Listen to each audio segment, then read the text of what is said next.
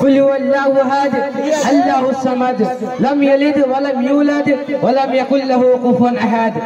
عزیز بھائیوں، آج 26 جنوری کے اوسر پر میں آپ لوگوں کے سامنے ایک تقریر پیش کرنا چاہتا ہوں جس کا موضوع ہے توحید۔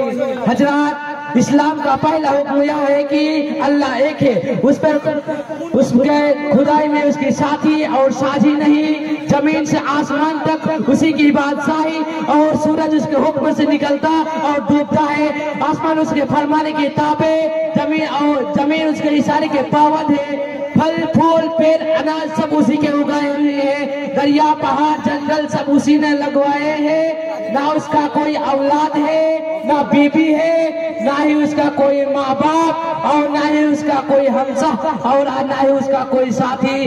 دکھ درد اور رنج و غم سب وہی دیتا ہے اور وہی دور کر سکتا ہے، ہر خیر اور خوشی اور نعمت وہی دیتا ہے اور ساری نعمت وہی چھین سکتا ہے۔ اسلام کے اس عقیدے کے نام توحید ہے۔ اسلام کے کلمے کا پہلا جج لا الہ الا اللہ، یعنی اللہ کے سوا پوچھنے کی قابل کی ہوئی نہیں۔ حضرات، اسلام توحید کا 3 مخلوق ہے، توحید الوہیت، توحید ربوبیت، توحید اسماء و صفات۔ توحید الوہیت یعنی اللہ کو سچا معبود ماننا اور ہر طرح کی عبادتیں اسی کے لیے انجام دینا، جیسے رکوع، سجدہ، قربانی اور نذر و نیاز اسی کے لیے سے کرنا، اور دعا بھی اسی سے مانگنا، اور ساری چیز اسی سے مانگنا۔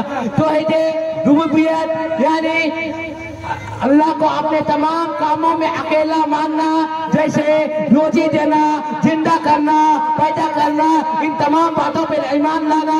توحید اسماء و صفات یعنی قرآن و حدیث میں اللہ نے اپنے لیے جتنے بھی اسماء و صفات کی ذکر کیا ہے ان پر ایمان لانا، آخر میں انسان کے ساتھ رخصت ہوتا ہو۔ توحید کی امانت سینے میں ہے ہمارے، توحید کی امانت سینے میں ہے ہمارے، آسان نہیں مٹانا نام و نشان ہمارے۔ السلام علیکم ورحمۃ اللہ وبرکاتہ۔